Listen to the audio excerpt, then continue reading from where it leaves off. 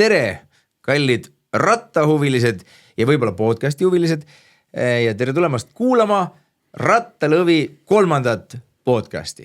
Tuleb välja, et mingi hetk ja mingites ringkondades on Rattalõvi podcast olnud ilmselt popim kui omal ajal Maire Aunaste või praegu Brigitte Susanne Unt. Ma ei teagi, kui palju ta viimasel ajal rattaga sõidab, aga meil on olnud 10 000 kuulamisi, reageerimisi, me oleme isegi saanud like sotsiaalmeedias, mis tähendab, et me tundub, et oleme õigel teel. Meil on väga-väga hea meel, et vastuvõtt on olnud selline, no ma ei ütle seisvad ovatsioonid, aga tõesti inimestele meeldib, et ratta temaatika on justkui tõstetud rohkem fookusesse ja see meie peamine eesmärk ongi.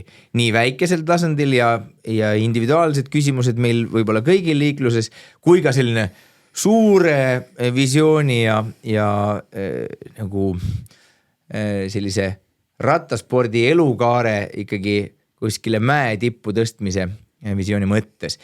Nüüd kõigepealt me peame ikkagi andma au ka nendele ägedatele ettevõtjatele, kes on näinud põhjust toestada Rattalõvi podcasti saamist, kestmist ja helget tulevikku. Seega väga kiidame Kalve Kohvi nimelist kohvikut ja meil on head uudised, et lisaks sellele, et Pärnu maantee 27 on üks kohvik, mis kõiki rattureid on lubanud eriliselt poputada, on tekkinud teine kohvik ka Kadriorgu aadressile Feldmani 13.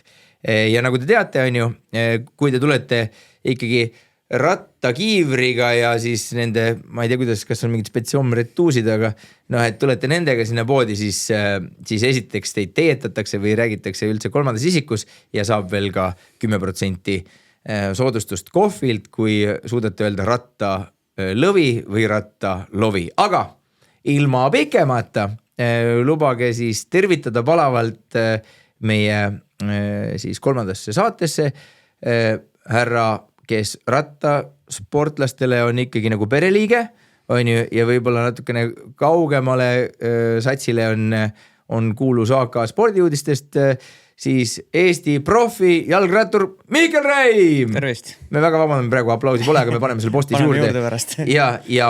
Ja üks mees, kelle käes on väga palju sellist positiivset võimu, mis puudutab seda, et nii meie profiratturid kui ka harrastusratturid, meie lapsed ja meie vanemad oleksid Eesti liikluses ratta seljas paremini hoitud, et siis, kuidas me siis ütleme, konstaabel Taavi Kirss. Konstaabel Taavi Kirss tervitab teid. Oi, kui meeldib. Näed, 3. isikus võimas. Nii, nüüd tuleb selline esimene püstolreporteri küsimus, et miks te ei tulnud täna siia rattaga? Ma juba uurisin välja, et ei tulnud. Mina tulin ja ma luban, et kuni novembrikuuni ma tulen nendele podcasti salvestustele rattaga, et Mihkel, miks sa ei tulnud täna rattaga? Mul on hea vabandus, ma oleks peaaegu tulnud, aga siis ma sain aru, et logistiliselt on parem siit pagasiga otse lennujaama minna ja Saaremaale põrutada. Nii et selle pärast. Selge.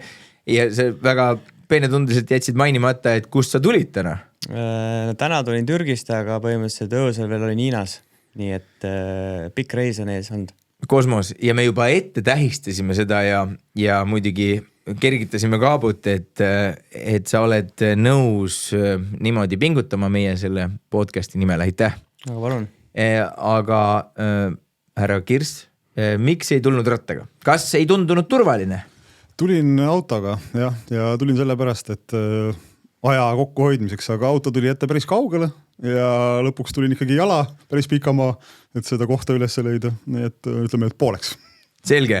Et no tegelikult mina unistan kogu aeg ja kuna unistamine on tasuta, siis ma sõidan ringi ja kogu aeg unistan, et siin, kui see oleks natukene teistmoodi, siis võiks põhimõtteliselt ükskõik kust kohast tulla rattaga ja ma kogu aeg imestan, kuidas mina trummarina, kes ei kujutanud üldse ette, et ma saaksin oma elu veeta 2 rattal ja päevaseid logistikaid teha, et kuidas tegelikult liikumine on läinud väga palju kiiremaks, mugavamaks, odavamaks, tervislikumaks, kui ma teen seda nüüd igapäevaselt rattaga.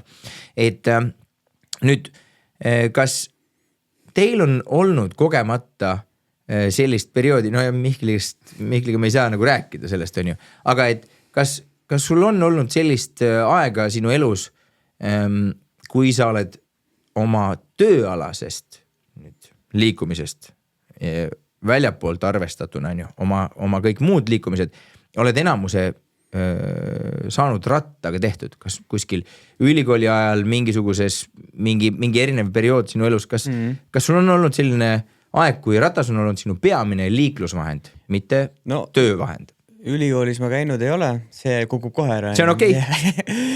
Aga selles mõttes, et ma arvan, et see läheb nagu 2 praegu see asi mul, et sündinud ja kasvanud Saaremaal, siis väiksena käisin rattaga lasteaias ja koolis ja kuna circa 10-aastaselt kolisime linnast välja, mis oli siis 5 kilomeetrit eemal ja siis ei olnud rattateid veel, siis isa viis hommikul autoga kooli, aga sealt kongist, meil oli suur selline auto, sealt võtsin kongist ratta, panin kooli ette ja pärast tegin kõik toimingud rattaga nagu. Et selles suhtes, et see on mu elus täitsa olnud tähtsal kohal ka nagu niisama liigeldes rattaga. Et kas siis pärast trenni minna kuskile või koju tagasi. Ja teine periood tegelikult algas nüüd siis 2 aastat tagasi, kui ma sain isaks. Siis alguses laps ei tahtnud nagu rattatoolis üldse olla, tal nagu ei meeldinud see, eks ma natuke pettunud olin ja teisalt oli ka see, et kuna ma veedan päevas niigi 3 kuni kohati vahepeal isegi 5 tundi rattasadulas, siis ma ei ole väga õnnelik, et õhtul rattaga sõitma minna. Aga õnneks on leiutatud elektrirattad ja ma hea meelega isegi pärast 5-tunnist rasket trenni lähen õhtul lapsega rattaga sõitma, et tema saaks värsket õhku ja mina saaks kas või natuke liigutada ja vaadata seda kas siis rattateede võrgustikku või liiklust või loodust hoopis teise pilguga. Selles suhtes on täitsa olemas see asi. Just täpselt, et me oleme võimelised tegelikult oma peas neid erinevaid siis taustsüsteeme mudeldama, on ju, et olgu, et sa oled nagu hardcore lõpu boss proff, on ju, et siis tegelikult sa suudad tulla nagu meie tasandile ja nagu vaadata, et kuidas see värk käib, on ju. Ma arvan, et see on oluline, igast nurgast vaadata seda asja. Just täpselt, et see tervikpilt, aga härra Kirs, et kas ütleme, et kui ei ole vorm seljas näiteks olnud, ma ei tea, terve elu ei ole, et siis, et kas on olnud mingi hetk, kus sa oled tundnud, et see jalgratas annab sulle sellise nagu selle vabaduse ja võib-olla isegi sellise tervikliku pildi sellest igapäevasest logistikast, et kas sa oled pidanud toetuma rattale kui põhilisele sellisele logistikavahendile? No minu rattasõidud olid peamiselt ikkagi poisikesena. Okay. Kuskil Lõuna-Eestis vanaema juures ja kasvades siis Tartus kuskil. Et seal sai neid pilbasteks sõidetud neid rattaid, sai neid uusi 21 käigulis rattaid lahti võetud, kokku tagasi proovitud panna ja niimoodi ta läks sealt. Aga otseselt nagu liikluses kogu aeg ratturina ma ei ole osalenud tegelikult. Ma arvan, siin Tallinnas olen ka vist 1 korra ainult liikluses osalenud jalgrattaga. Aga ma jällegi nagu hästi mõistan seda jalgratturi seisukast ja ma nagu tunnen nagu politseinikuna ka seda kõrvalt, et sa pead ennast panema lihtsalt sellest jalgratturi või jalakäija kingadesse või silma nägemisse, et siis nagu tunnetada seda keskkonda üldse, kus kohas liikuda. Just täpselt. Et mina arvan, et need kõik asjad on omavahel seotud, nagu te olete ilmselt kuskilt kuulnud, on ju, et meil on ikkagi hirmus suur plaan selline Visit Estonia rattatiim hästi pika perspektiiviga 10 aastat, 15 aastat esiteks ta nagu luua ja siis seda hoida ja siis temaga jõuda nii kaugele, et Eesti pisike, aga tragi oleks tervele maailmale näha. Nüüd, aga selleks, et see püramiidi tipp saaks nii kõrgele minna, on tegelikult see keskkonnaloome kohutavalt oluline.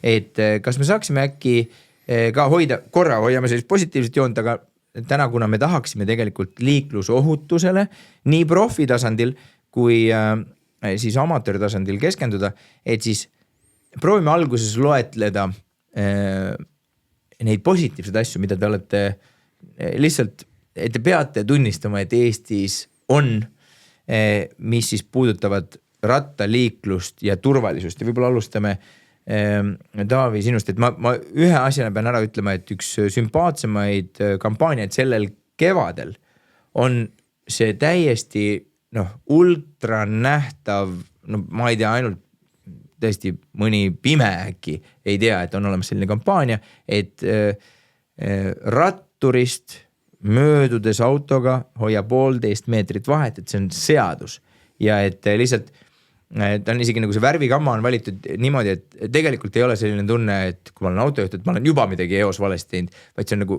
hea, päris jõuline soovitus.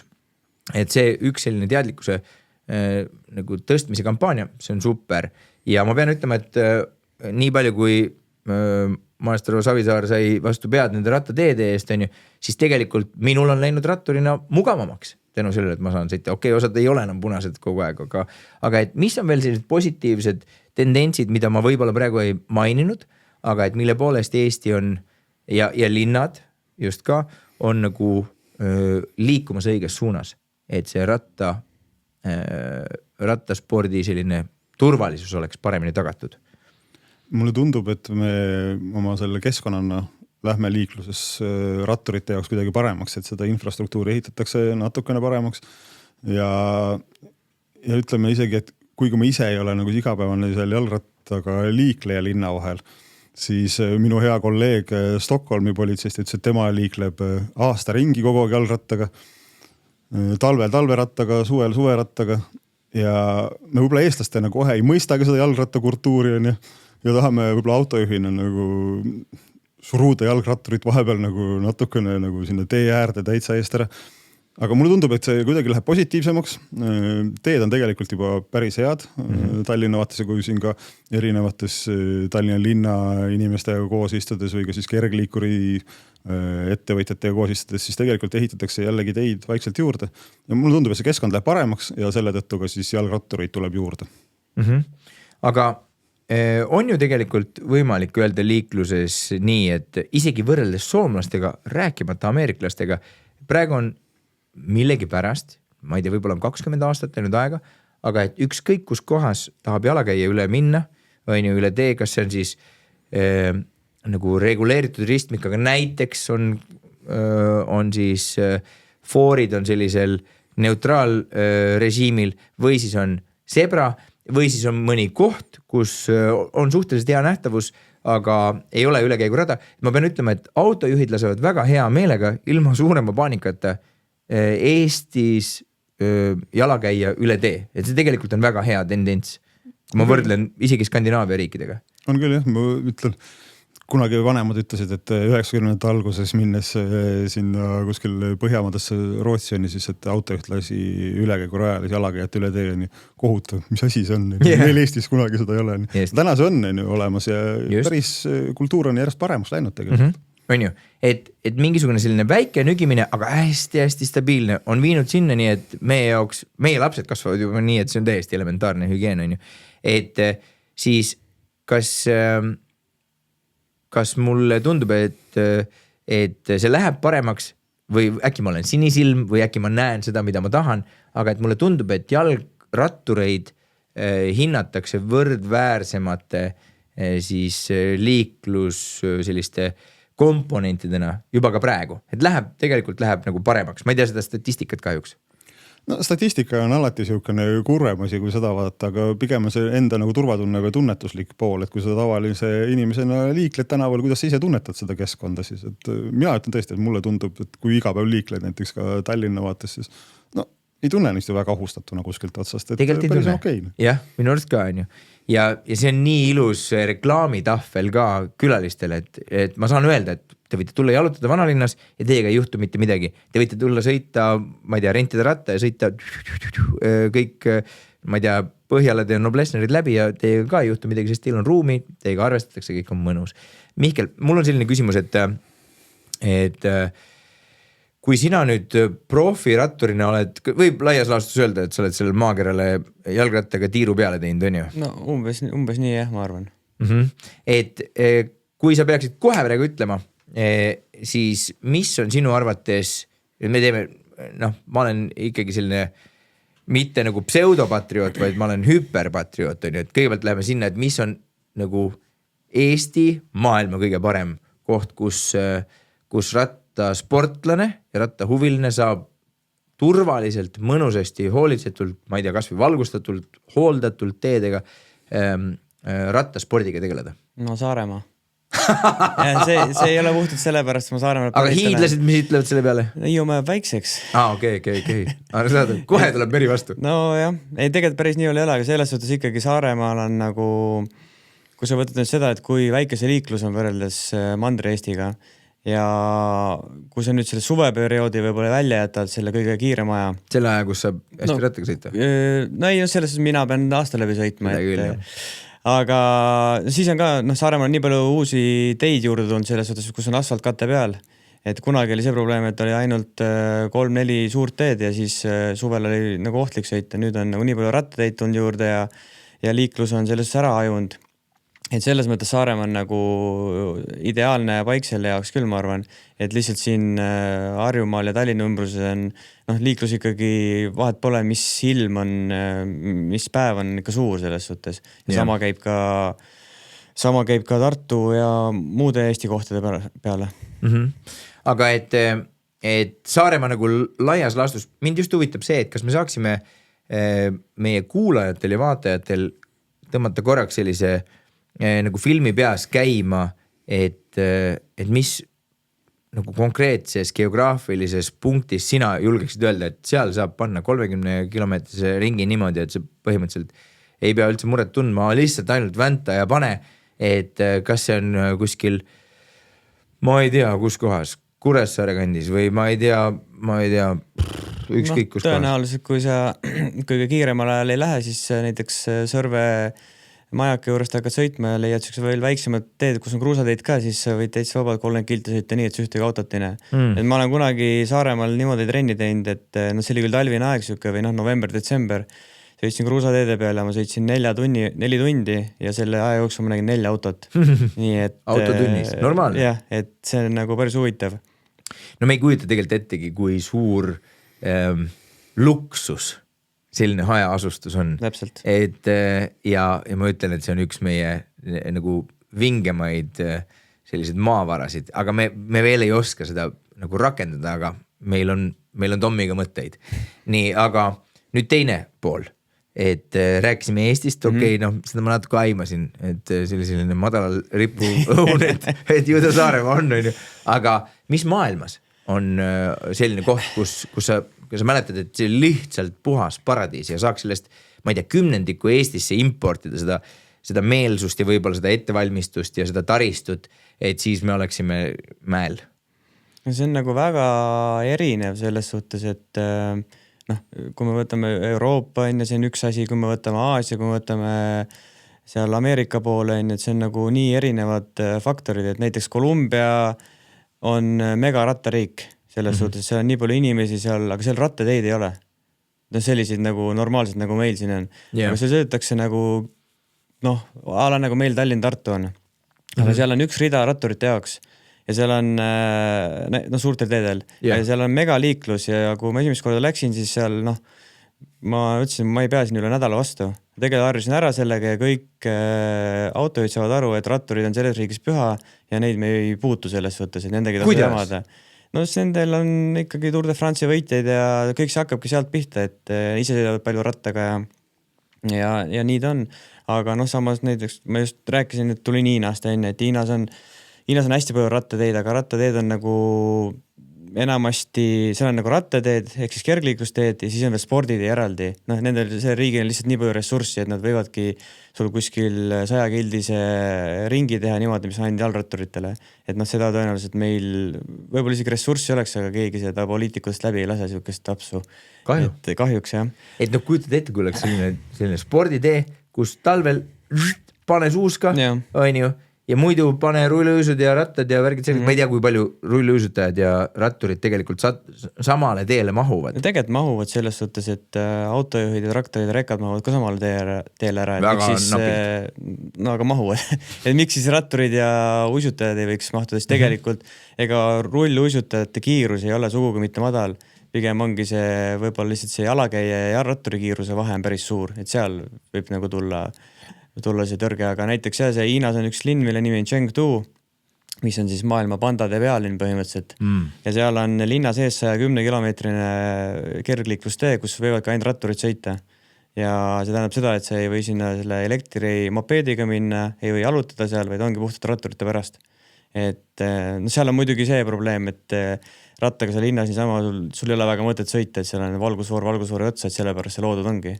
Aga jah, ütleme, ma ei oskagi nagu välismaalt ühtegi sellist riiki, ideaalset riiki tuua tegelikult, sest et tõesti, et Eestis rattaga sõita nii linnas kui ka sportlasena treenida on tegelikult väga, väga hea. Ja minul kohe läheb nagu tuluke põlema, et kui midagi on liiga hästi, siis mul läheb kohe tuluke põlema, et kui on midagi halvasti, siis ma oskan hakkama saada. Aga nii kui on hästi, siis mul tekib kohe tunne, et ai, kurivaim, siin on olemas oht, et me läheme laisaks. Et tegelikult peaks kohe nagu, et midagi on saavutatud, nüüd tuleks täiega edasi pedaalida, on ju. Et siis põrutada niimoodi, et seal ei olegi pikka arutelu vaja, et Eesti ongi parim koht, kus olla harrastus rattasportlane või siis proff, on ju. Ja nüüd, Taavi, mul on sulle selline küsimus. Me läksime Mihkliga väga mõnusasti maailma rändama pandade juures ja kus me Ameerika, mul juba kõik olid pikad sirged teed, issand, kui hull võiks olla seal rattaga panna, kui 100 kilomeetrit on täiesti otse niimoodi, on ju. Aga kui palju Eesti politsei selleks, et justkui nagu kiiremini ja efektiivsemalt saada neid sellised suured ühiskondlikud muutused, mis lihtsalt igal juhul võtavad aega ja ressurssi, on ju, et saada kiiremini need käima ja õiges suunas. Kui palju te võtate šnitti välisriikidest? Täiesti nagu vale häbita, nagu see R ja D on ju, et mitte research and development, aga ta on rob and deploy, ehk siis nagu, et keegi midagi rakendab, võtame, paneme kasutusse, on ju. Kui palju te seda teete, kui palju te nagu uurite välismaiseid praktikaid ja kui palju on selliseid nagu use case selliseid uuringuid, et seda seal katsetati, see ei toiminud, seda kogemata selle otsa komistati, aga tuli ilmselt tulemust. Et kui palju teil on olnud mahti sellist nagu kuidagi nagu eeskuju otsida kuskilt? Me otsime ja suhtleme tegelikult oma partneritega, et eelmine nädal just oli meil Soome liikluspolitsei juht siin ja rääkisime omavahel, et kuidas nendel seal liikluse turvalisusega lood on ja mis meetodeid need kasutavad on. Ja väga kihvt on nagu siit üle lahe sarnased üksused on ja nendega koos siis aru saada ja lepsime omavahel kokku, kuidas me rohkem kokku saame ja räägime nendest teemadest. Aga me oleme hollandlastelt kuulanud näiteks, kuidas Hollandi rattapolitsei töötab, mismoodi nemad avalikku korda tagavad ja ka siis liiklusturvalisust. Aga me ise oleme ka natukene sellised innovatsiooni huvilised, et me tahame ise ka leiutada mingisuguseid süsteeme. Alati nagu eestlastena ei tahagi otsida seda, mis mujalt maailmast on tehtud. Proovime siin ka rakendada oma teistsuguseid lähenemisi. Täna siin proovime rahunemispeatust teha sõidukijuhtidele, proovime mingeid mittekaristuslikke meetmeid, rohkem inimesi oma politseinike rääkima panna autojuhtidega ja üldse teiste liiklejatega ja vaatame, kas need asjad töötavad.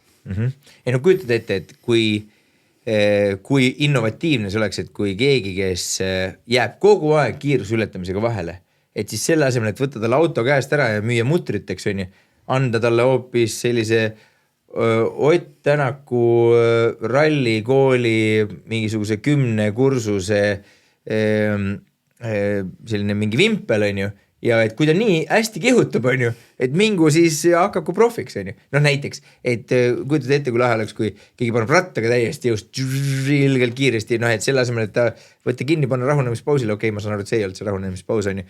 Et siis hoopis nagu anda tagant tõuge, et kuule, ilmselgelt sa oled nagu musklit on ja hirmu pole, on ju, et mine siis hakka rattasportlaseks, on ju. Et tegelikult on võimalik seda nagu innovatiivselt ja tagurpidi vaadata, aga võib-olla kohe seda kõigile ei soovita.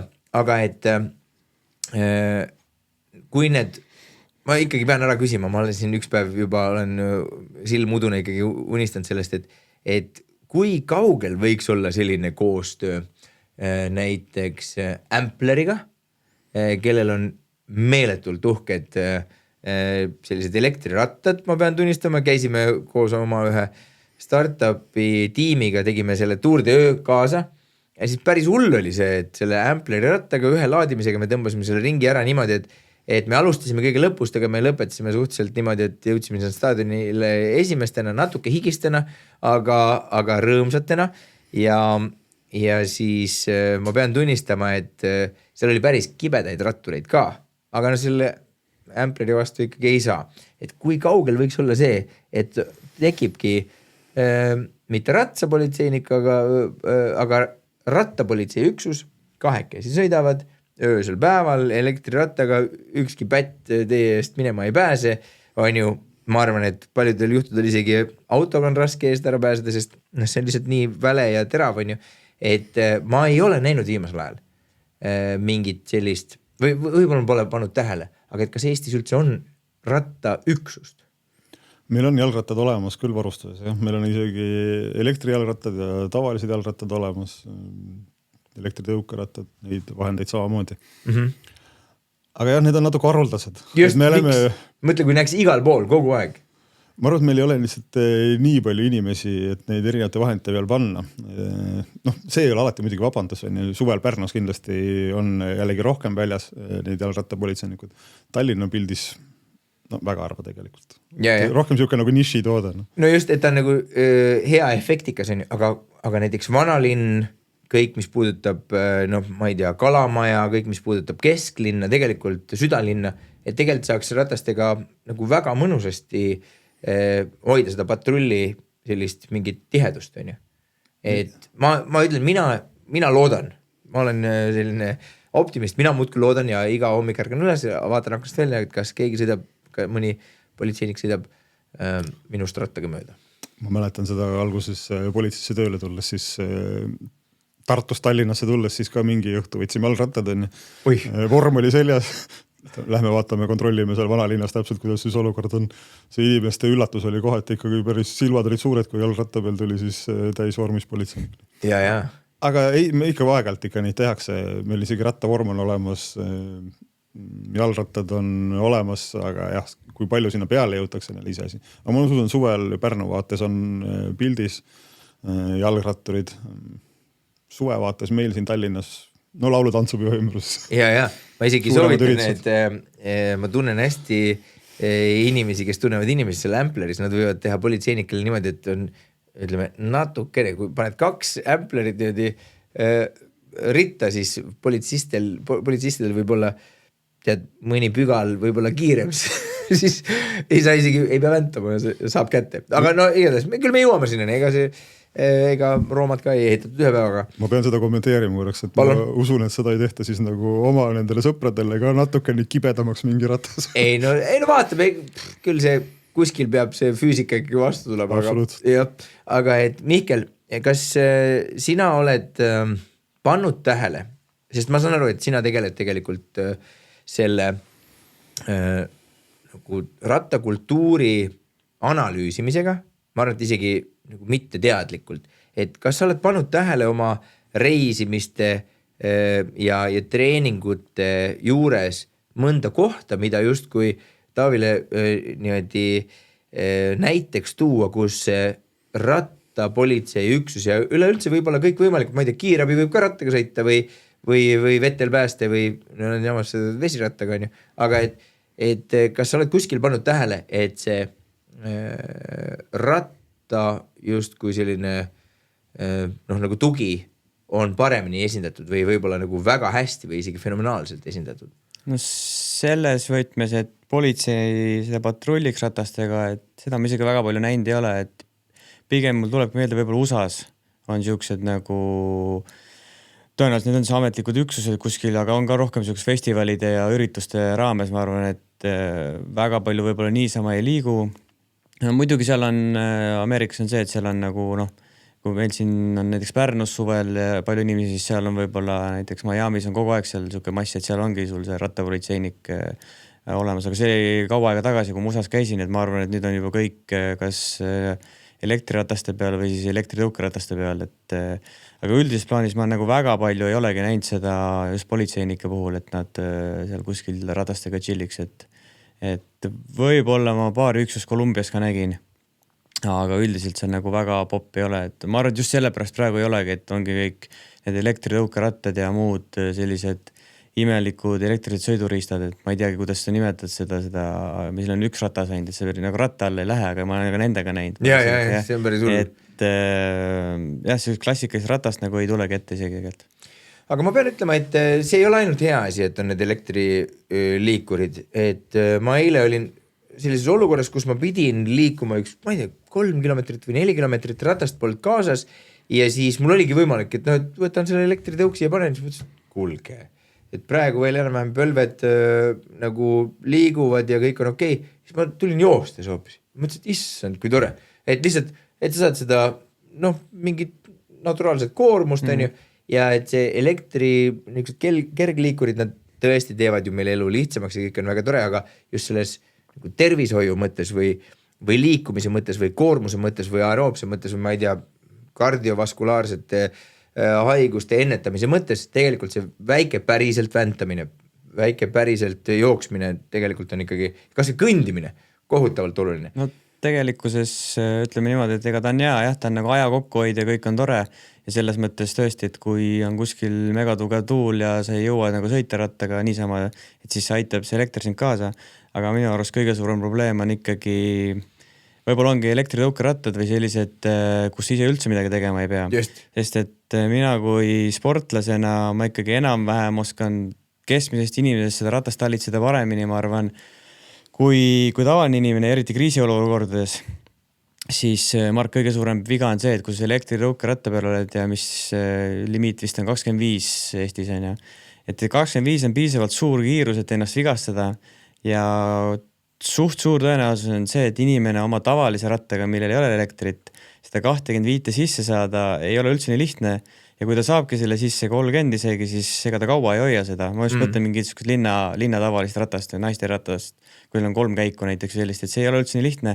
See tähendabki seda, et ta ei liigu üldse nii kiiresti ja oht on sellega tegelikult maandatud, selles suhtes palju väiksem kui muidu, aga selle elektriratta puhul on see, et ta üldjuhul sa pead ise väntama, et see on nagu hea, aga tõukeratta miinus on see, et sa ei pea tegelikult ise midagi tegema ja omades ise elektritõukeratas, mida ma pole muidugi mitu aastat kasutanud muidugi siis aga sõides rattaga rattateedel ja vaadates seda, siis päris hullu pannakse ikka. Ma räägin. Aga ma arvan, et see kõige suurem viga ongi selles, et elektritõukerattaga sa ei pea ise nagu otseselt füüsiliselt midagi tegema, ainult juhtima, aga loogiline või inimeste loomupoolne omadus on see, et sa lähed sinna, paned punni põhja ja lihtsalt sõidad.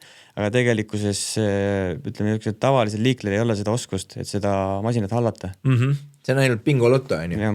Nii, aga nüüd, et kuna meil see turvavärk on oluline ja mina käin nagu katkine papagoi muudkui ja seletan, et ikkagi kõik peavad omale kiivri pähe panema ja muidugi vahel libastun ise ka täna, jätsin kogemata kiivri maha, nüüd proovin sõita, väga aeglaselt sõidan, aga igastahes, et muidu käin kogu aeg ükskõik kui naljakas see ka ei tundu, käin kiiver peas ja peab olema, et kas Taavi, kuidas meil on Eestis turvavarustuse kasutamisega? Et ma saan aru, et lihtsalt profid on kukkunud nii palju kordi, et neil ei ole mingit illusiooni, et rattasõit on turvaline algusest lõpuni kogu aeg, et nad teavad, et situatsioonide nagu ebamugavas kokkulangemises ikkagi on võimalik päris kõvasti viga saada, aga nüüd amatöörid millegipärast arvavad, et nende soeng näiteks, ja mitte ainult tüdrukutel, on ju, et soeng on olulisem kui see, et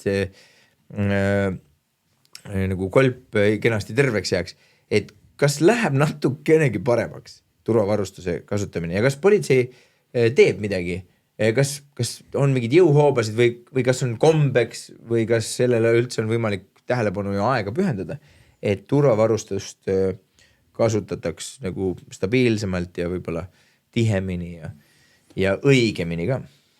Ma arvan, et see on üks hea hoob, et me juba täna siin oleme ja räägime siin. Sellega ma olen nõus. Et räägime sellest samast turvavarustuse olemasolust, et kuigi me ei taha võib-olla seda kiivrit pähe panna ja me oleme saanud ka päris emotsionaalseid kirju selle kohta, et miks täiskasvanud üldse peaks seda kiivrit kandma, siis vaadates profiturniire, siis kõik sõidavad ikkagi kiivrit peas ja mitte keegi sõida palja peaga. Aga kui nüüd statistikat vaadata, siis eelmise aasta jooksul meil oli 3 hukkunut liikluses jalgratturitena, 360 vigastatud. Need ei ole numbrid, ei ole väga palju muutunud iseenesest aastate lõikes. Päriselt, nad ei lähe paremaks nagu jah? Nad ei lähe paremaks, nad on kuskil stabiilselt samas kohas. No ma usun, et rattakasutajaid tegelikult tuleb juurde nende paremate rattateedega ja parema infrastruktuuriga ümber. Vähemalt seda on näidanud nagu Tallinna olemus. Aga millegipärast me ei kipu seda kiivrit väga kasutama. Ja ma ei tea, mis see põhjus võiks ma arvan, et ütleme niimoodi, et treenivate ratturite puhul on kiiver ikkagi siuke 90% inimestest peaks, kes nagu teadlikult lähevad rattaga trenni, kellel need niimetatud liibukad seljas on ja selles suhtes ikkagi sõidavad rattaga. Ma arvan, et võib-olla kõige suurem probleem ongi sellised, kes lähevadki rattaga poodi või sõidavad linna vahel, et ja kiiver on täpselt sama asi nagu autol turvavöö, et mis ju mingi aeg ei olnud üldse kohustuslik Eestis, aga tegelikult nüüd on normaalsus, et sa tõenäoliselt ei lähe mitte keegi enam väga siin lahtise turvavööga sõitma. Et kiivriga on ju sama asi, et kui see auto sulle sisse sõidab, siis ei pruugi see kiiver sind päästa, aga see on ikkagi see, et sa maandad riske ja kogu see rattaspordi tegemine õige turvavarustusega ja rattaga liiklemine, see, et sul on õiged asjad, see ju maandad ikka riske selles suhtes, et samamoodi autoga sõites, et võib-olla mõni inimene sõidab terve elu lahtise turvavööga, midagi ei juhtu, aga samas ta võib kuskil väga õhuksel jääl kõndida sellega. Just. Aga et kas sa korraks, Mihkel, kas sina muidu oled kukkunud rattaga? No ikka paar korda. Kas oli kiivrist kasu? Jaa, ma arvan, et ma olen üldiselt, ütleme, profiratturid väga palju kordadest oma pead ära ei löö, sest et meil on siuke refleks, et sa hoiad kuidagi kukkudes pead üleval, et sa nagu, aga vahepeal ka see ununeb ära, kui kiirus on ikkagi väga suured. Ja eks ma arvan, oma elus circa 5 kiivrit ikkagi nagu puruks ja pooleks kukkunud, et ilma ilma kiivrita, ma ei lähe kindlasti võistlust tulla. Selles suhtes see, või õnneks ei ole lubatudki, et ja üldises plaanis tegelikult pole vahet, kas see on suur kiirus või väike kiirus, et kui sa ikkagi pea ära lööd, siis see võib väga väikse hoo pealt see jama tulla. No just. Mina ütlen, et see jalgratturina oled sa nagu nii vähem kaitsed liikleja, et ega see õnnetus, mis iganes õnnetus on, siis sina saad rohkem pihta ja saad rohkem vigastada selle tõttu. Ja kui ma neid liiklusõnnetuste statistikat või numbritele peale vaatan, siis 90% jalgratturit on, et seal ongi kukkumised, et sa oled ise kukkunud tegelikult. Ja sa võid pea väga vabalt ära lüüa ja ma arvan, et on mõistlik seda kiivrit kasutada. Just, et ma ei tea, kuidas saavutada selle nagu 2 elementi, mis ma tahaksin sisse tuua. Et ma saan aru tegelikult, kallis kuuleja, et minu häälest teil on suhteliselt nagu juba midagi ei ole teha. Selline formaat on, enne kui boss Tom ei ütle, et ahven, uks on seal, senikaua ma saan ikkagi natuke laiatasin, et mul 2 sellist elementi on peres või vähemalt nagu siis selle turvavarustuse sfääris. Üks on see, et minu lapsed ei ole nõus istuma ilma kiivrita ratta selga. Et muidugi kunagi algus, kui nad olid tatid, et siis panime ja siis neil tekkis küsimus, miks, on ju? Ja nüüd nad ei ole enam nõus ilma, ja neile tundub isegi nagu võõras vaadata, et nagu midagi oleks nagu valesti, et keegi, ma ei tea, laste ema või mina kiiresti käid, just täpselt käid kähku siin kõrval kohvikus, on ju, et kuule, oota, kiiver, on ju, et see on nende jaoks nagu nii elementaarne, et kuidas me saaksime tekitada inimestes mitte nagu oodates põlvkondi, et see muutub kuidagi orgaaniliselt, vaid kuidas me saaksime tekitada seda sellist kiirendust selles arusaamises, et see ei ole ainult, et sa oled liikluses nõrgem pool, aga et sa oled kogu aeg natuke, nagu paadiga merel, sa oled kogu aeg natuke surmaohus. See, et sa ei näe, et see oht sinu poole sõidab, see ei loe. Et liikudes nii kiiresti, seal ei ole üldse palju vaja. Teine asi, mida ma olen pannud tähele, mul on 2, lihtsalt on tulnud jutuks nüüd, kui rattateema on rohkem kuidagi niimoodi pealis pinnal teadvuses, et 2 sõpra on olnud sellised, kes on kukkunud rattaga. ja nüüd on äkki saanud selle kogemuse. Ja nüüd nad ei julge enam rattaga sõita. Üks ütles, ta on 3 aastat, teisel on 5 aastat. Et kujutad ette sellest hetkest, kus sa paned niimoodi, räägid telefoniga, kabanoss on teises käes, on ju, kiivrid pole peas ja paned 22 kilomeetrit tunnis mäest alla, on ju, või veel kiiremini. Et sellest on saanud see, et ta lihtsalt vaatab seda ratast ja mõtleb, et kallid sõbrad, te ei tea, kui ohtlik asi see on, kui seda kasutada mitte nagu sihtotstarbeliselt või vähemalt siis nagu jätkusuutlikult, on ju. Et sinul, Mihkel, ei ole olnud probleemi sellega, et kui sa kukud, et siis enam ei julge rattaselga istuda? Rattaselga ikka julge minna, aga küsimus ongi nüüd see, et kuidas sellest hirmust üle saada, et siin on nagu erinevad asjad, et olen kukkunud laskumistel, suurtel kiirustel. See tähendab seda, et sul mentaalselt tuleb mingi plokk ette järgmine kord, sa pead sellest üle saama, lihtsalt piltlikult öeldes järgmine kord pane silm kinni ja mine, siis sa saad sellest üle. Aga tegelikult mul oli eelmine aasta üks väga suur õnnetus, kui mul sõitis auto sisse esimest korda elu jooksul. Et see oli ka suurelt meedias ja eks ma kogemata lugesin ikka kommentaare sealt mõningaid ja siis ma sain aru, et see tuleb ära lõpetada, et see kommentaaride lugemine. See ei mõju mul hästi. Õige, kiidame, tubli istu 5, see on õige järeldus. Aga õnneks selles nagu, seal ei on nagu absoluutselt minu oma süüd selles. Minu ainuke süü oli see, et ma läksin see päev trenni ja rattaga sõitma, et selles juhtumis. Ja ma tegin seal, sain sellest auto päris suure kiiruse paugu ja kõik ikka politseid ja kohtulahendid ja asjad. Aga ma sõitsin sealt rattaga koju, selles suhtes ratas oli küll, ei olnud pärast seda kukkumist ja õnnetust. See ei olnud töökorras, aga seal oligi just see point, et ma nagu olin natuke kriimustatud, tõenäoliselt tavainimene, kiirabi vaatas mulle ja kõik oli okei. Aga et sellest hirmust üle saada ja et natuke rahuneda, sest ma reaalselt nagu värisesin. Muidugi. Aga meil oli seal ikka paar tundi nagu kiirabi ja politseiga koostöö, kirjutasime asjad kõik ära, vaadati üle ja mul anti luba, et ma võin edasi liikuda. Ja pärast siis kohtus siis see inimene, kes otsa sõitis, siis küsis läbi kohtu minu käest küsimuse, et aga sul tegelikult ei olnud ju midagi viga, et sa sõitsid ju rattaga koju. Siis ma ütlesin, et selle asja nimi oligi hirmust üle saamine ja tegelikult ma tegin jumala õigesti, et Muidigi. Kui ma oleksin jäänud siin, kui ma ei oleks olnud konditsioonis, ma ei oleks läinud, kui ma oleks üleni verine olnud või midagi kuskilt lipendanud või poleks üldse võimeline, siis ma ei oleks seda teinud. Aga müts maha politseile või kiiver maha, kes transportis ma siis maanteelt lähimasse tanklasse. See Eestis või? Ja, et kas nad viivad mind koju, ma ütlesin, et ega mul kodus kedagi järgi ei taha tulla väga ja ma lähen parem sõidan, et mul oli väga külm ka, et siis oli tund aega koju sõita.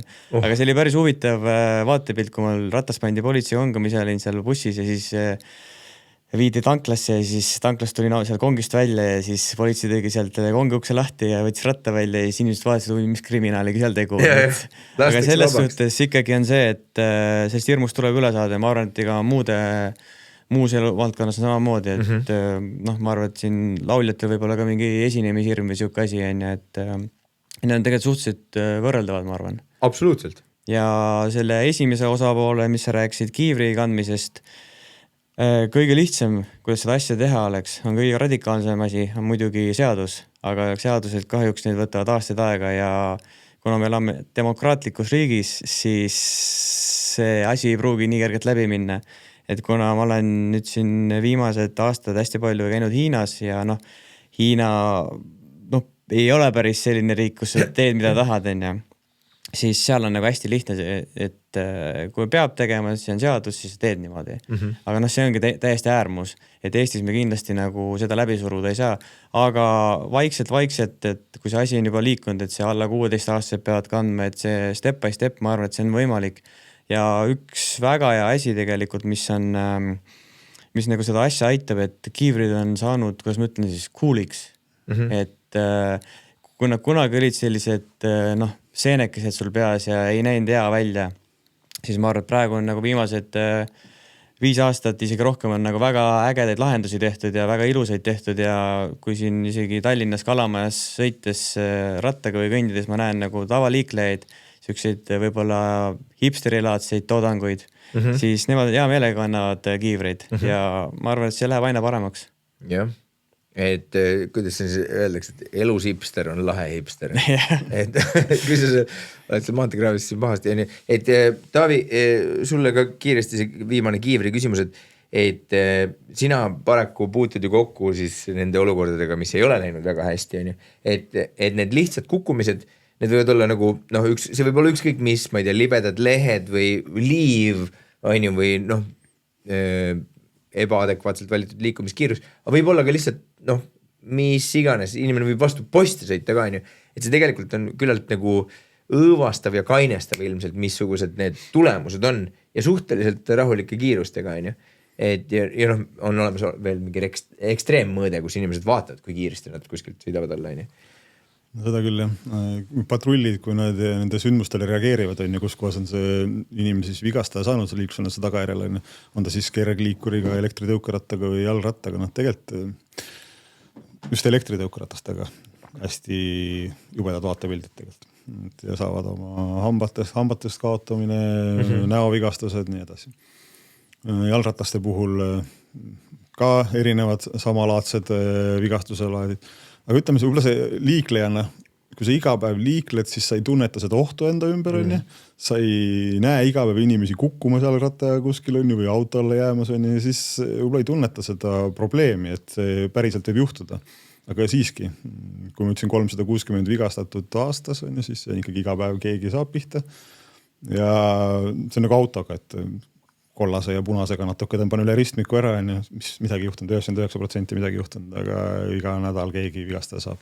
Ja nüüd on see ekstreem olukord siis, kui sa jõuad selle jalgrattaga sellesse kriitilisse situatsiooni, kuidas sa seal käitud siis ja kuidas sa sellega hakkama saad siis, et sa jällegi püsti jääd, on ju, et sa sellest situatsioonist välja tuled ja need vigastused ei peaks tekkima. Siis on see Kiiver jällegi siuke asi, mis võib sind päästa kõige hullemast.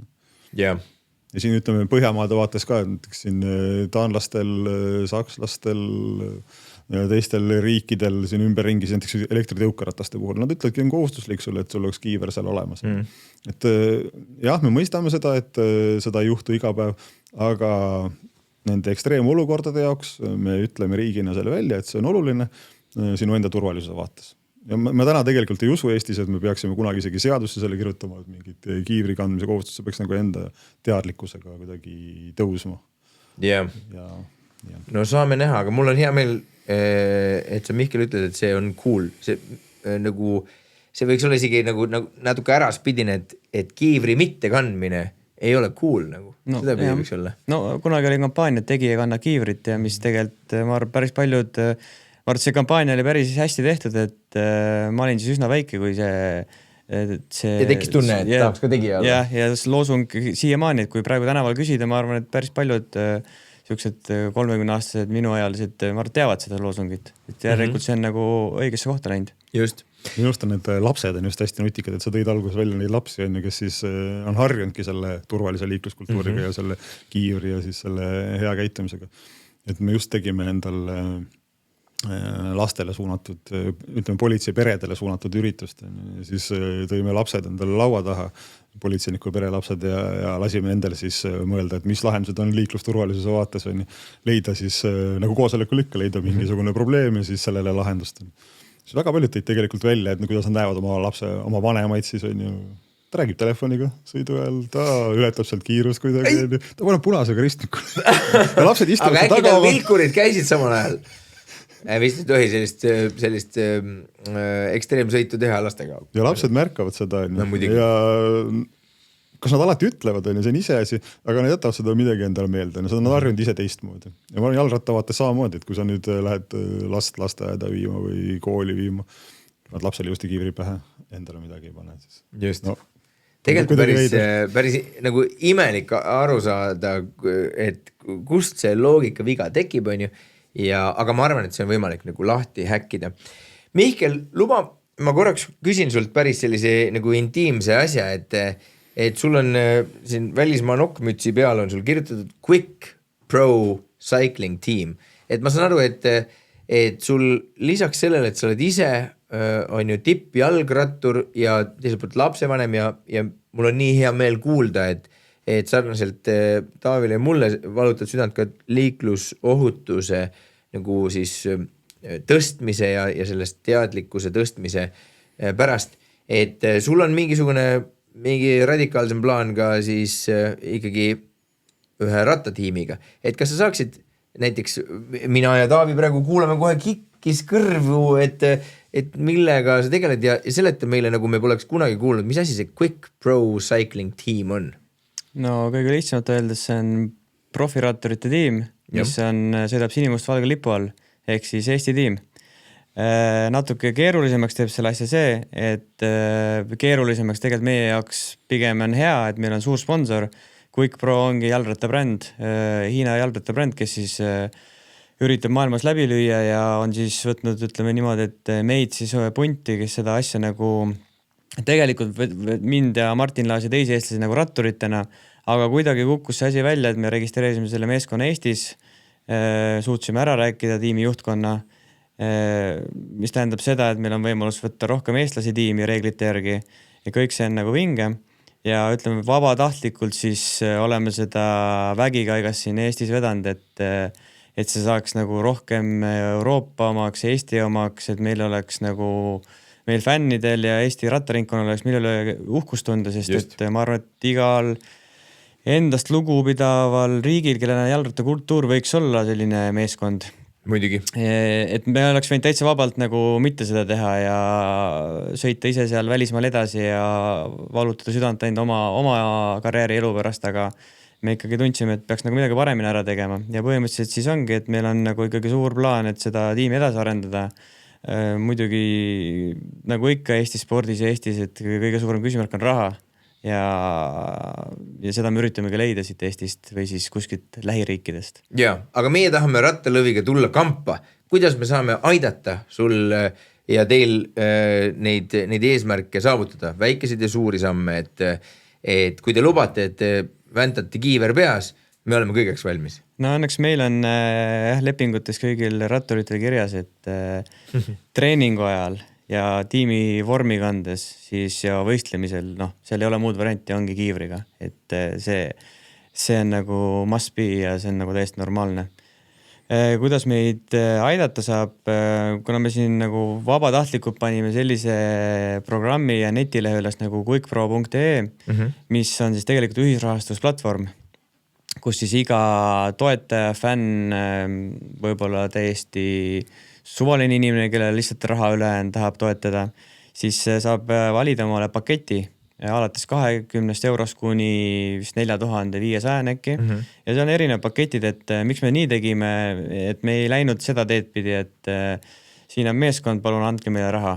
Aga me kirjutasime lahti, milleks seda vaja on, mis on meie visioon ja mida te vastu saate. Et iga panus annab sulle ka midagi vastu ja seda saab kõike sealt lehelt vaadata, et kas sa saad siis omale tänukirja või saad sa sealt rattamütsi või saad sa prillid, kiivri või riided, et see on su enda valik või siis ühistreening meie tiimiga. Et see on nagu kõik.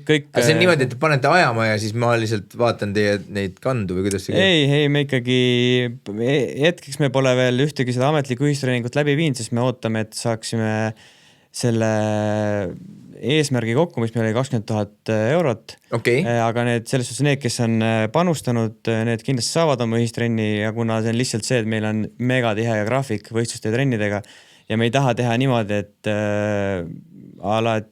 tulge ühistrenni ja meil on tiimist ainult üks rattur kohal, me ikkagi tahaks nagu enamus mehi kohale saada selle jaoks.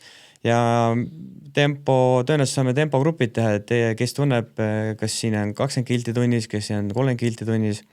Et see on selline mõnus ajavetmine ja see ei ole nagu selles suhtes, et võib-olla osad tahavadki saada. Võib-olla osad, kes tahavad, saavad ka seda, aga pigem on lihtsalt see elamus ja päris igapäevaselt muidu nagu meiega koos treenida veerida ei saa, et see on nagu selline selline hea pakkumine, ma arvan. Ma arvan ka. Nii, 20 tonni on see esimene ju eesmärk on ju, see ei ole ju viimane eesmärk. Et ju teil raha ju ikka kulub kuskile mujale kui rohkem peaks tulema. Kulub hoopis rohkem, kui seda üldse sinna pandud on, aga selles suhtes, et kuskil pidi alustama. Ja, see on hea algus. Väga suureks seda asja puhuda, sest ma olin ka valmis selleks, et me lõpetame selle 2000 peal ära. Hetkeks on üle 16 000, mis on nagu kõigepealt kõikide fännide ees, müts maha, kiiver maha, riided jätame selga. Jätame palun.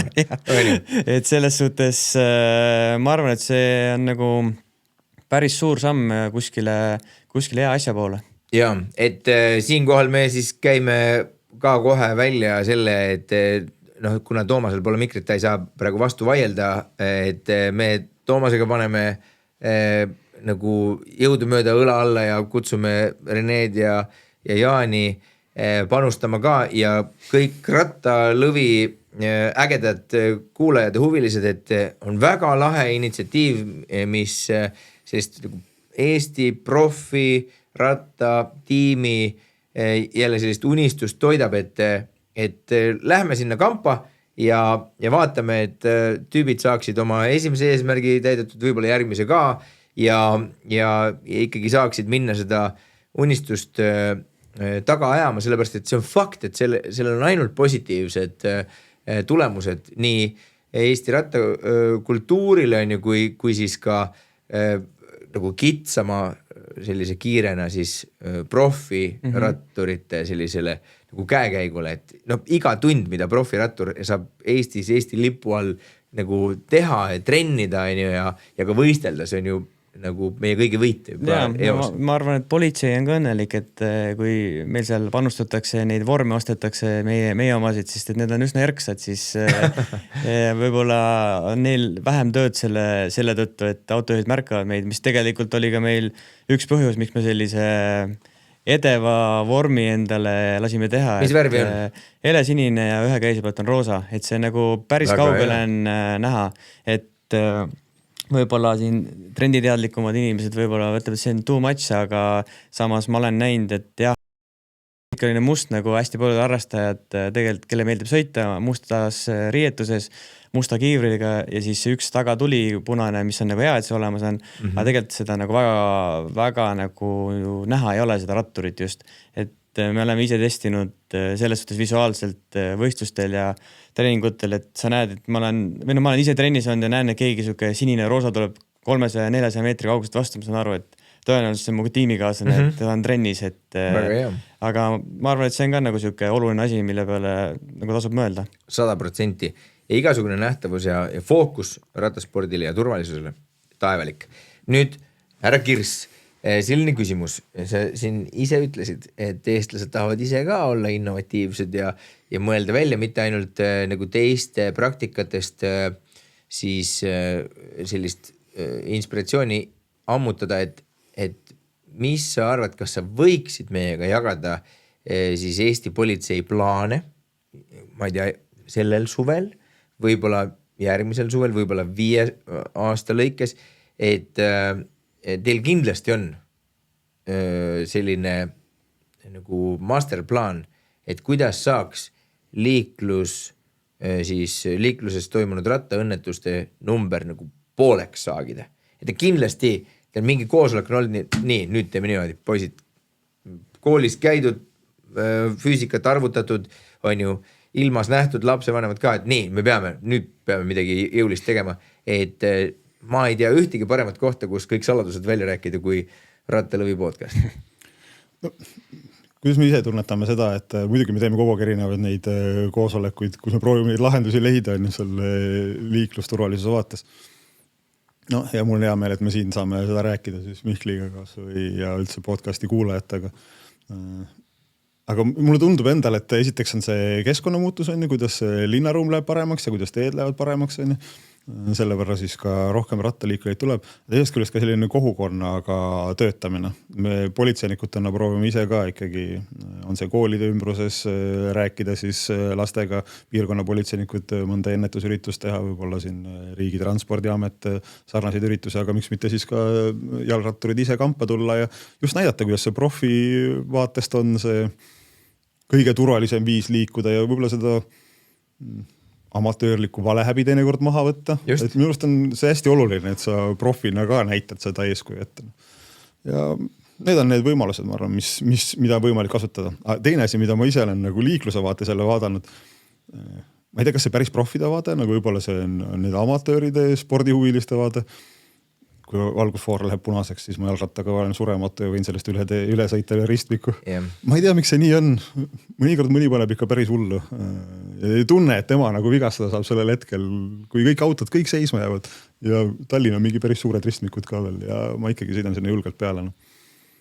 See on jälle suke point, millega mõelda. Just, et inimene ta ise ei muuda midagi, aga ta muutub justkui liiklusvahendist jalakäijaks. Ta lihtsalt on nagu jalgratta seljas kogemata ja paneb jalgrattana edasi. Et seda, seal tuleb kindlasti nagu paremini seda tähele panna, aga ma lihtsalt siin mõtlen kaasa, et mind väga huvitab ja ma saan täiega aru, et mina tegelikult politseikooli minna, ma ei saa endale seda lubada enam ajaliselt ja võib-olla niisama ka, võib-olla närvikava mõttes, ma ei tea, et minestan ära seal 2 korda päevas. Aga ma saaksin olla näiteks kiivripolitseinik. Ma võin olla isegi kiivri abipolitseinik. Ehk aga mulle meeldivad positiivsed mõjutusvahendid. Et mitte nagu soolavitsu või sanktsioneerida, trahvi teha, vaid ma tahaks nagu kiita. No ma ei tea, see võib olla ka näiteks rattalõvi helkur või midagi sellist, et ma täitsa isegi mõtleks selliste nagu kampaaniate või mõjutusvahendite peale, kus meie võime oma vahel ju, ma arvan, et QuickPro tuleks nagu täiega kaasa. See, et me oleme QuickPro abikiivripolitseinik ja rattalõvi abikiivripolitseinik ja kõik, kes on kiivriga, annad väikse sellise helkuri kleepeka rattalõvi kiidab või QuickPro kiidab või Eesti politsei tänab. Sellepärast, et mul on üks selline hästi esoteeriline probleem on kogu aeg, et mul on kahju igast Eestis elavast inimesest. Vahet ei ole, mis keeles ta kodukeeles räägib, on ju, et kui tema tegevus on siin, kui ta ennast seob Eesti elu edasi viimisega. Mul on kahju, kui nad saavad viga, kui nad kukuvad. Mul on kahju, kui on selline trauma, et ta ei saa enam rattaga sõita või ta ei ole enam nagu liikumises vaba, on ju.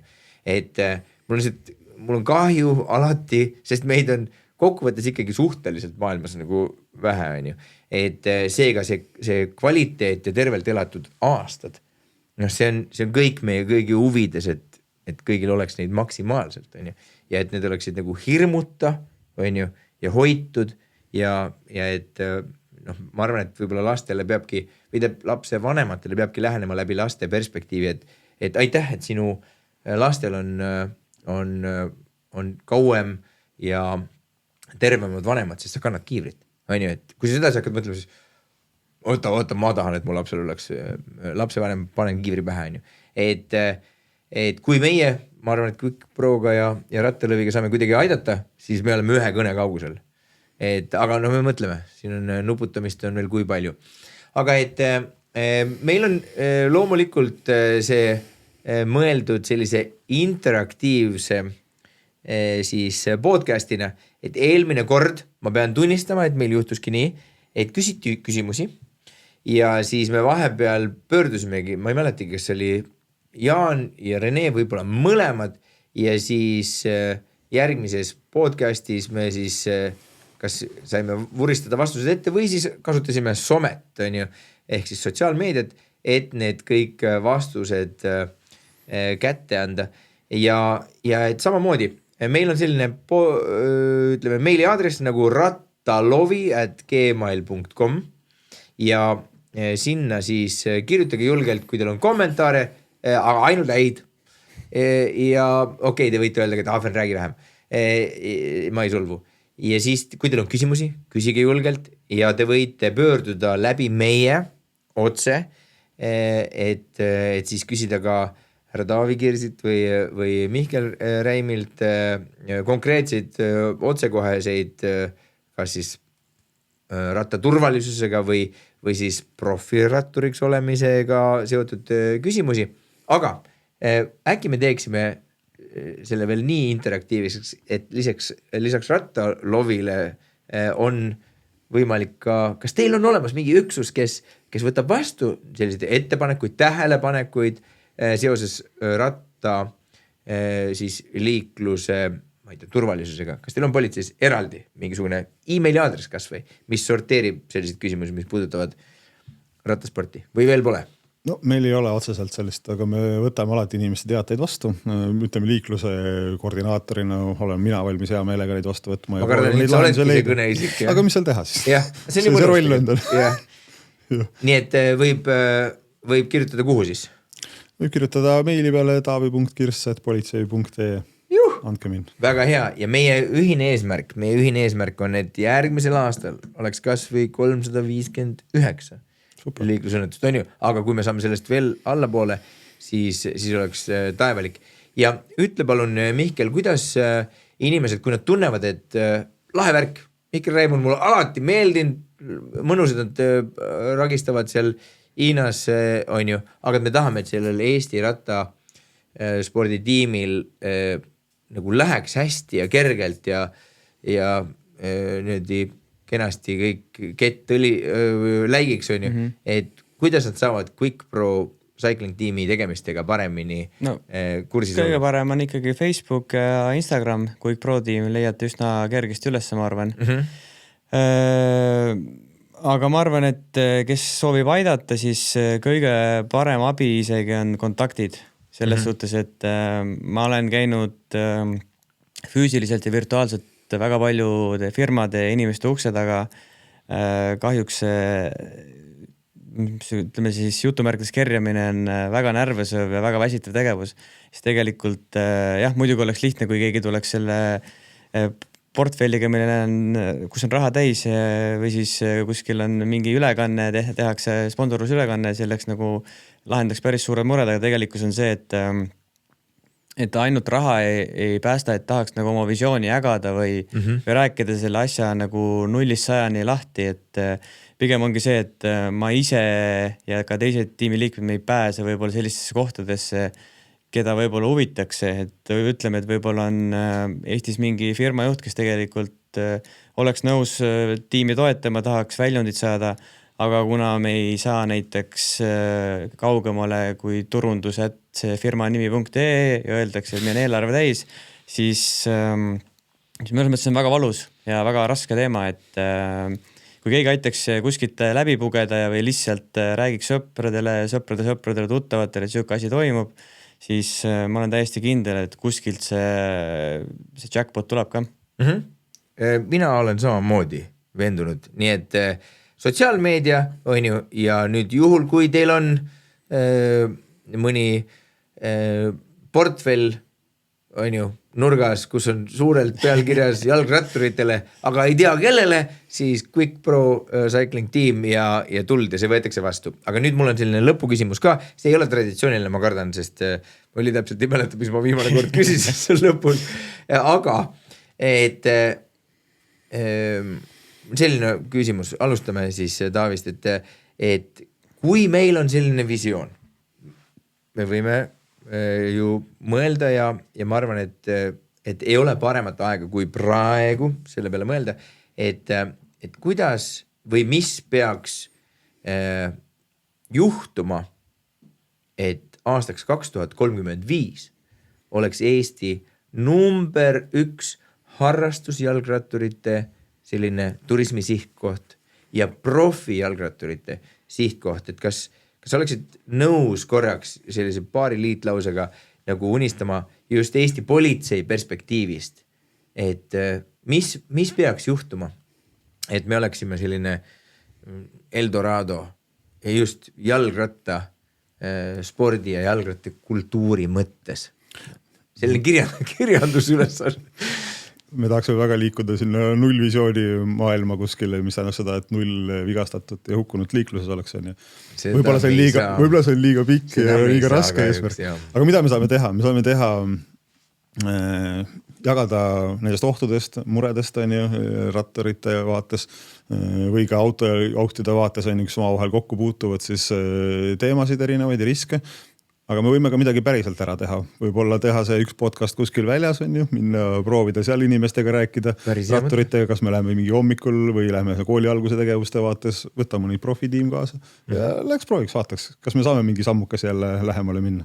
Just, aga näiteks selline vaade, et aastaks 2035 kergliiklusteed üle kogu Eesti kõikide asulate vahel, kus on, ma ei tea, rohkem kui 500 inimest, näiteks, ja et see oleks hooldatud mis loob töökohti, et nad oleks valgustatud, on ju, ja et oleks võib-olla see, mida sa ütlesid nagu Kolumbias on, mis on täiesti müstiline, et jalgrattur on püha, isegi mitte püha lehm, püha on ju, et kui lihtsalt see kaitsemull on iga inimese peas, mis kaitseb seda täiesti võhivõõrast, aga rattaga liikuvat inimest, et siis see tegelikult ju annaks meile ka selle statistika, millega eputada turistide ees, et tulge, et te võite tulla oma lastega perega, sõita siin mööda rabasid, mööda ilusaid linnu, ilusaid põlluveeri pidi ja kogeda lõhnu, ma ei tea, helisid, madalat maad,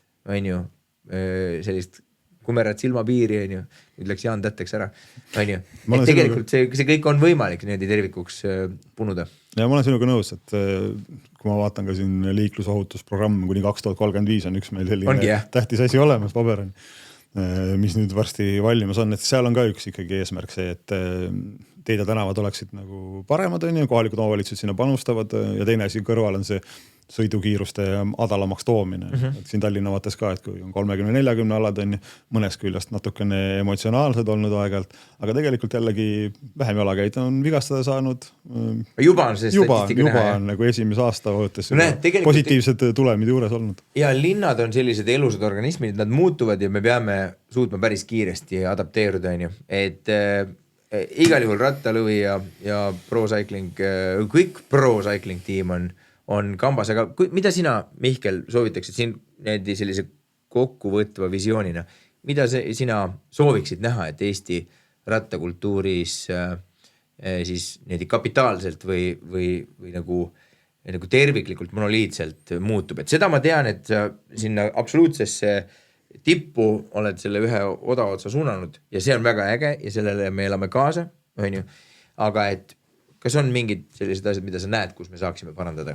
Ma arvan, et see rattaturism Eestis, et see on tegelikult ma arvan, et oli vahepeal suurem kui ta on praegu, just sellepärast, et siin käis väga palju soomlasi ja Saaremaa oli soomlasi täis ja kuna mu isal on rattapood ja rendib ka jalgrattaid välja, siis mina noorena nägin seda, et kui ta rendis on 150 ratast, mis ei olnud elektrirattad, vaid need on suvel mingi päev täiesti läbi müüdud, selles mõttes, et kõik on rendis ja enamus on soomlaste käes, kes Saaremaad on, siis see on nagu mega. Praegu nagu seda tendentsi enam kindlasti ei ole.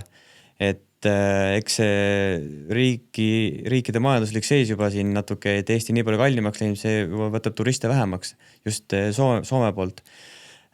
Mis on huvitav fakt on näiteks see, et mulle siin vastus läheb natuke pikale, aga kui nende soomlastega arvestades, siis Saaremaal oli kunagi niimoodi, et küsiti, kus rattateed on ja see oli 15 aastat tagasi ja siis meil oli võib-olla üks lõik kuskil väike.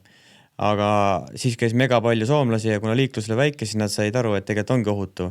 Nüüd on liiklus ikkagi suuremaks läinud, aga nüüd on rattateed olemas, nüüd ei ole soomlasi enam. Et nüüd on nagu see probleem. Et selles suhtes, et kuidagi et Eesti riik tegelikult väga, väga hästi ja jõuliselt ehitab neid rattateid, mis on väga oluline ja mitte ainult linnadesse, et just kahe asula vahelisel alal, et see on nagu, vahet pole, kas see on siis nagu profiratturitele või on see siis nagu kellegile sellisel inimesi, kes läheb poodi saia ostma, et see on ikkagi väga oluline ja üldises plaanis ma arvangi, et see rattaturism, mis ei olegi otseselt nagu sport, ja selles suhtes ta ei ole nagu tippsport ja selle raames, et see ongi võiks Eesti see võti olla, et meil on ikkagi nii palju ägedat metsa ja loodust ja mida avastada üle Eesti, et kui seda saaks kuidagi nüüd veel sellele vinti peale keerata just nende rattateede osas, et kui nagu võib-olla see asi on ka selles, et me peame seda pilti veel suuremalt vaatama, et kui see Tallinn-Tartu saaks näiteks lõpuks 4-realiseks, see tähendaks seda, et enamus see liiklus, suurem liiklus läheks sinna, see tähendaks seda, et loogiliselt oleks, et see väikeste teede kasutavus väheneb autojuhtide poolt, et see muudaks ka natuke ohutumaks ratturite elu maanteel, kus ei ole rattateid, sest meil on ikkagi õigus sõita ka maantee peal rattaga. Ja teine asi on see, et meie rongiliiklus, mis minu andmetel ei ole seal, kus ta peaks olema. Et see isegi ei puuduta praegu siin Rail Balticut, vaid see puudutab tegelikult siukseid liine nagu Tallinn-Haapsalu, Tallinn-Pärnu, Tallinn-Viljandi, Tallinn-Tartu, Tallinn-Narva, et need punktid ja neid punkte tuleks juurde, mis tähendaks ka seda, et inimesed valiksid rongiliikluse näiteks auto asemel ja tähendaks seda, et autosid oleks jälle maanteel natukene vähem. Või teine asi on see, et kui mina tahan rattaturistidele, kui nemad lendavad oma ratastega Tallinna lennujaamast, tulevad maha ja nad ei taha siit rattaga sõitma minna, vaid võtavadki siit rongi ja sõidavadki rongiga Haapsallu ja hakkavad sealt väiksemaid teid mööda sõitma, et see on ka nagu omalt poolt teistsugune vaatenurk, et mida teha, et Tallinn on Eesti pealinn ja on väga vinge koht, aga kõik ei ole Tallinn selles suhtes, eriti veel Saaremaalt tulnuna ma saan sellest nagu üsna hästi aru, et meie riigi ja selle turismi ja selle võlu on Tallinna vanalinn, muidugi iga postkaardi peal on Tallinna vanalinn, aga tegelikkuses on ka need äärealad, mis on väga vahvad ja mida peaks kuidagi võib-olla paremini müüma isegi, nii rattaturismi mõttes kui ka tavalise turismi mõttes. Jaa, väga õige, et väga ilus pikk vastus. Nüüd ilmselt oli nii, et üks vastus oli ka pikem kui enamus Ahvena küsimus. Nii et kallid sõbrad, selline oli Rattalõvi 3. podcast. Andke meile andeks, et me oleme nii tuliselt seda usku, et Eestis saab rattaga liikumine olla turvalisem, inimesed saavad olla liikluses rohkem hoitud.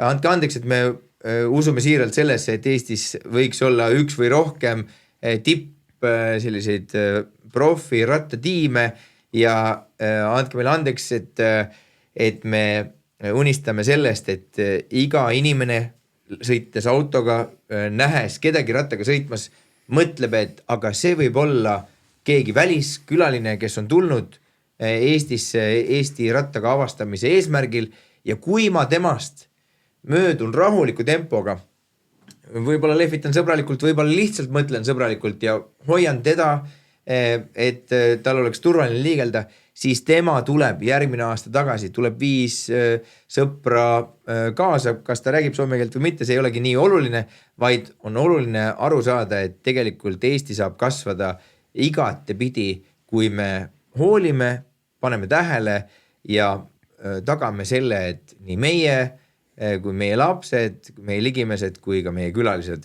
on Eestis rattaga liigeldes hoitud. Suur aitäh, härra Taavi Kirss ja suur aitäh, härra Mihkel Räim ja vaadake ja kuulake meid siis ikka, nagu te teate, kõigepealt tuleb sellisesse Eesti muusika äppi nagu Firemus, saate kuulata sealt mõnusasti, siis ühel hetkel lekib mõnusasti see podcast ka YouTube'i ja siis ühed rootslased on teinud ühe laheda muusika äppi, sinna võib-olla ka ja üleüldse peaksite saama söögi alla ja söögi peale Rattalõvi, nii et vähe pole. Nüüd suvel ma arvan, et me teeme korra kuus, aga võib juhtuda ka, et teeme teile väikseid üllatussalvestusi. Sõbrad, kiivrid pähe ja pedaalidele.